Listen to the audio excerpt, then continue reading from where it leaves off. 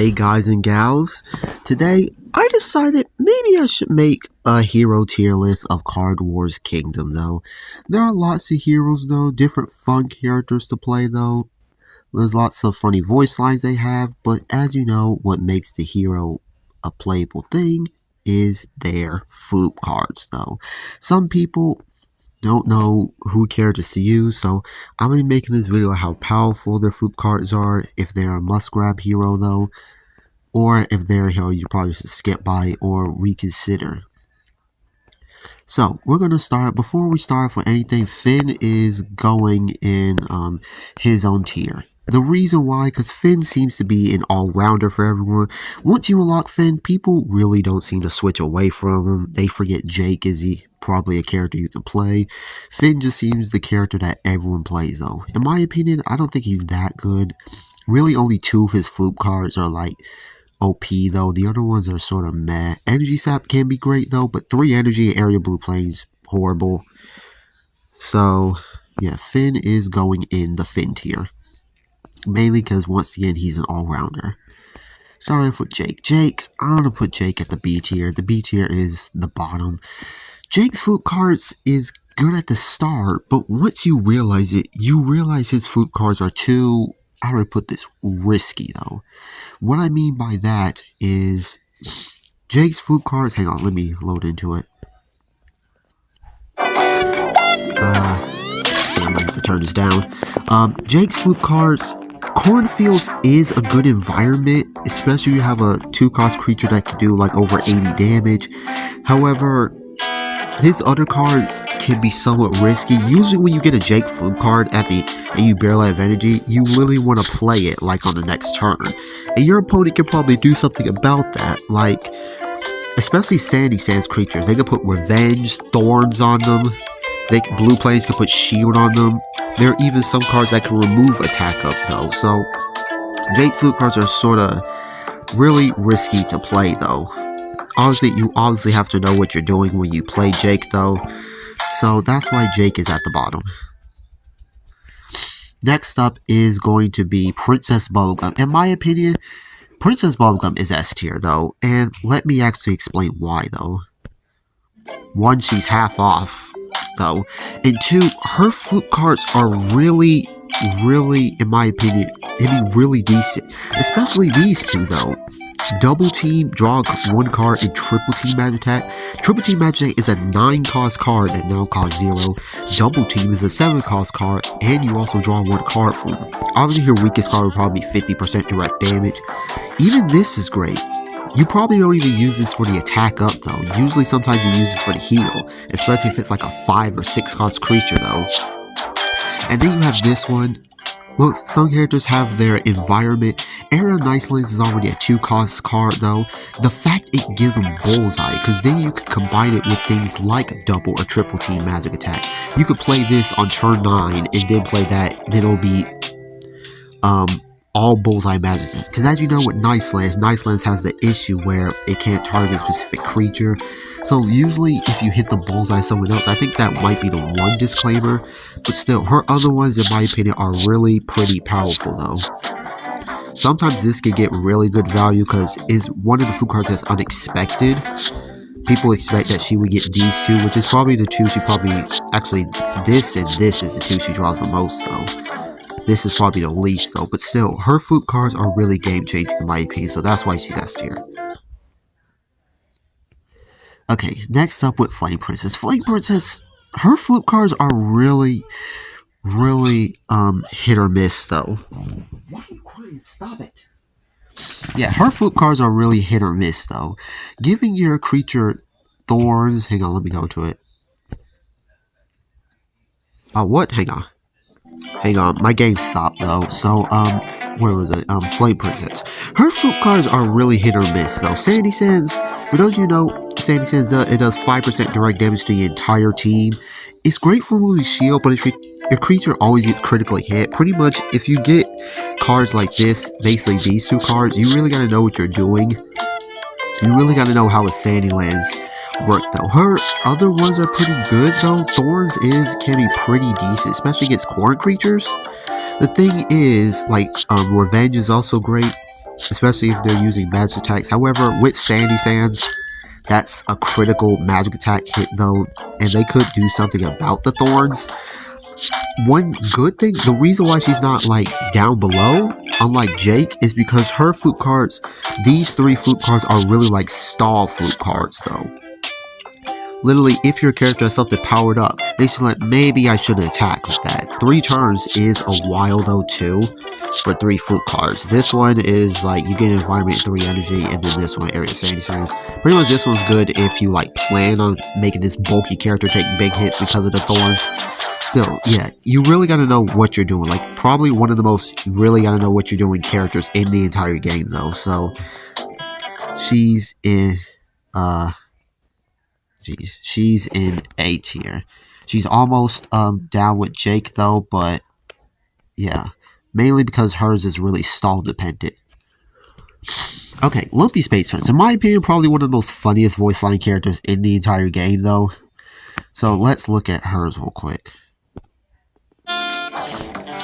Endless Blue flute cards are really like, can be like really end game, like end game, not just end game, end game though. Especially these two.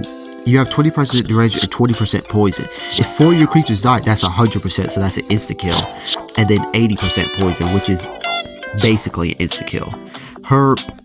This is probably one of the weakest flute cards. Like, one magic attack can draw 2 cards. If you ask me, this should be draw 3 cards. Like, I understand, so it's not as similar as Finn's double team magic attack, magic times 2, or PB's double team. This really should draw 3 cards though. You have this one. Usually every time I get this card on my other profile, basically I rarely even have negative effects on me.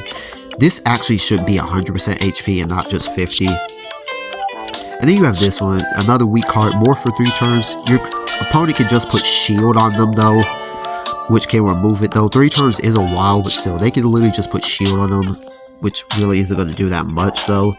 It'll make them waste a card, but shield is only 2 energy, so yeah, her flute cards, I'm not saying are really that overpowered though, so 2 of them is pretty game changing, but still, honestly feels hers could have done a little more though. I'm specifically talking about those 2 flute cards though. Morph, I guess you could keep that way, but the other 2, the changes I said should be, so she's going in B tier. I do believe she is better than Jake though, but yeah, her flute cards are nothing that special.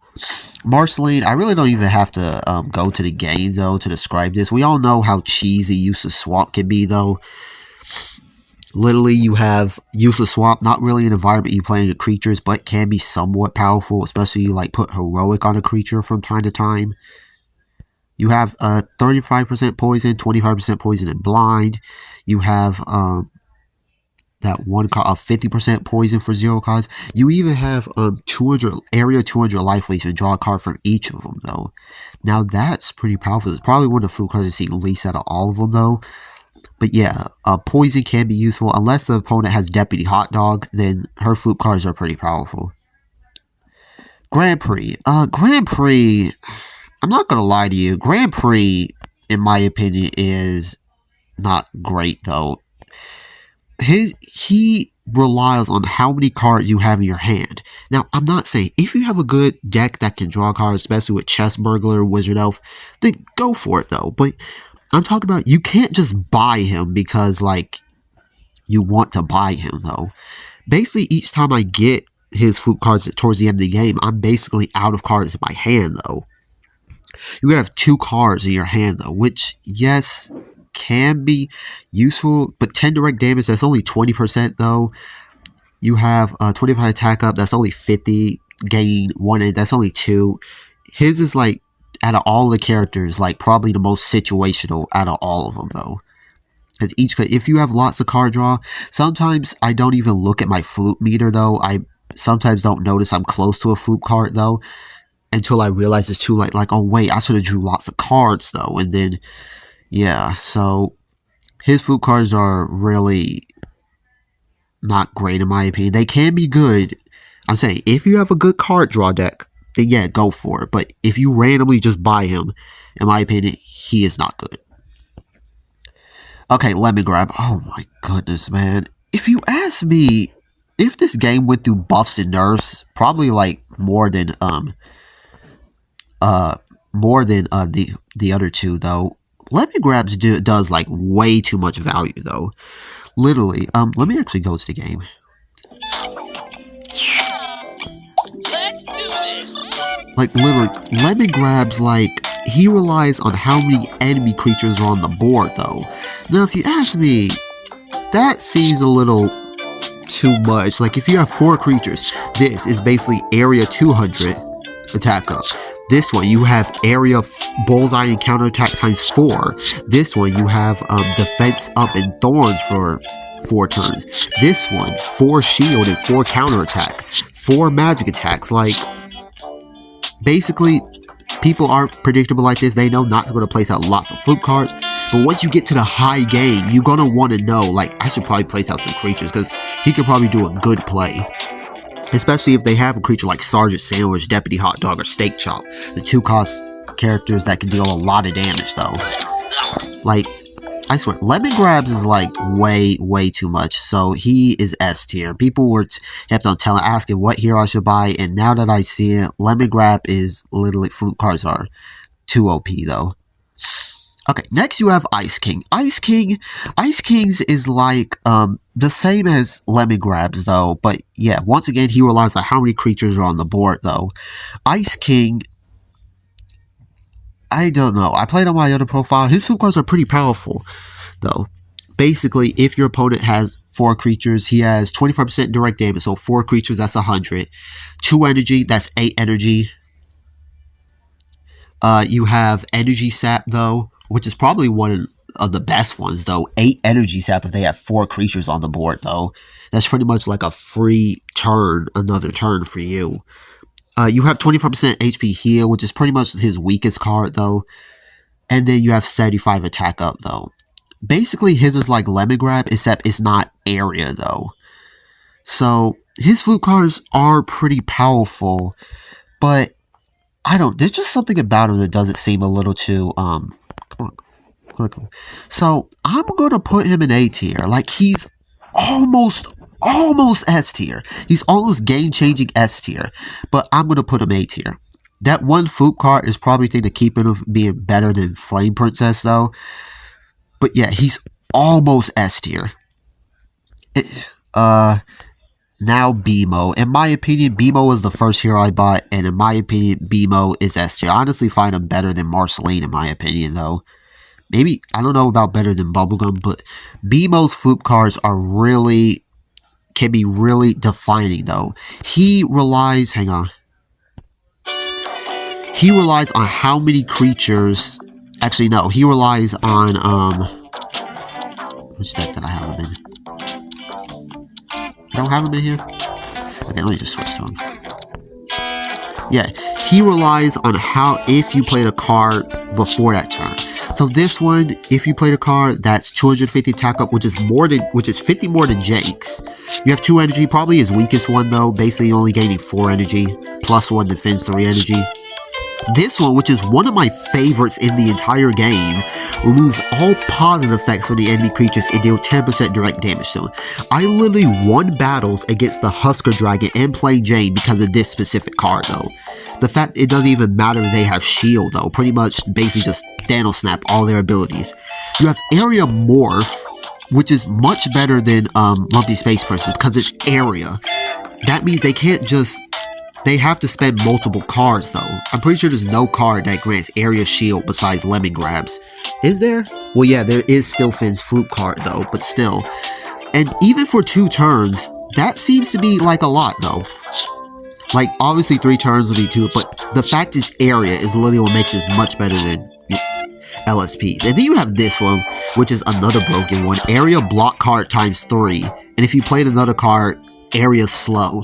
If it's a 4, 5, or 6 attack creature, then it's pretty much screwed. Especially if the character has good cards, though. Like, usually.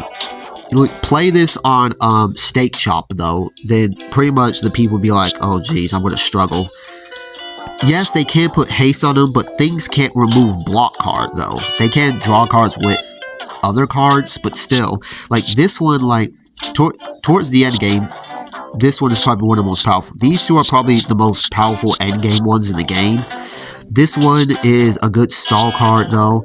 This one is like, if you draw this one, you'd be like, maybe I should wait till next turn. And this one, yeah, this one is pretty powerful though. Basically just 200 attack up though. Still, it is vulnerable to Thorns and Sandy Sands, but still, like, I honestly feel BMO seems a bit, really great in my opinion though. So that's why BMO is S tier. And I believe that's it. Besides Favorite Butler, let's just put you down. What? Come on. Let's just put you down there. I don't know why you exist, though. So, yeah, this is my tier list, though. Ice King is almost S tier. Finn's an all-rounder, which is why he's there. Lemon Grab is 2 OP. Princess Bubblegum and the Magic Attacks is OP. I showed you BMOs. Useless Swamp. The Poison and Blind. You know how cheesy that is. Flame Princess is hit or miss, though. Jake. Actually, Jake is the worst one. Besides Pepper Butler. So, yeah. LSP and Grand Prix. Pretty much, Grand Prix, like I said, if you have a good card drawing deck, use it. But yeah, you can't just randomly buy them. LSP, her flute cards, 2 of her flute cards are really end game. But still, and Jake's flute cards are really vulnerable. Cornfields is a good environment, though, from time to time. If your opponent doesn't have Sandy Sands, Thorns, Defense Up, Revenge, Shield, then yeah, his flute cards can be pretty powerful though. Especially against those 2 attack creatures that can do over 100 damage. So I believe that's it. I believe that is, yeah, of course that's it. I literally just said it. So that is everyone in the game right now that I believe is the better heroes in the game. So take a look. Besides Finn and Jake and Peppermint Butler, what heroes you guys exactly want. Just to clarify, Lemon Grab and BMO, they cost 3,000. Princess Bubblegum costs 2,000, 1,250, 1,250. Flame Princess is also half off, so she's the same though. But yeah, Marceline, Ice King, LSP, Grand Prix, they're 2,500. Finn is too, but you get Finn for free, obviously. So yeah, that is my tier list. Do you guys agree, though? Do you guys have any statements of why I'm wrong, though? I would put Finn lower, but everyone's saying Finn is not terrible, though. In my opinion, I'm not that really big of a fan of Finn. Blue Plains environment is probably the worst in the game. Pretty much you get area Blue Plains. Basically, the game is he's saying you're not drawing another flute card the entire game. But I guess I'll give pity to you guys, though. I'm just going to put Finn as an all-rounder. So that's that. I'll catch you guys next time. Bye-bye.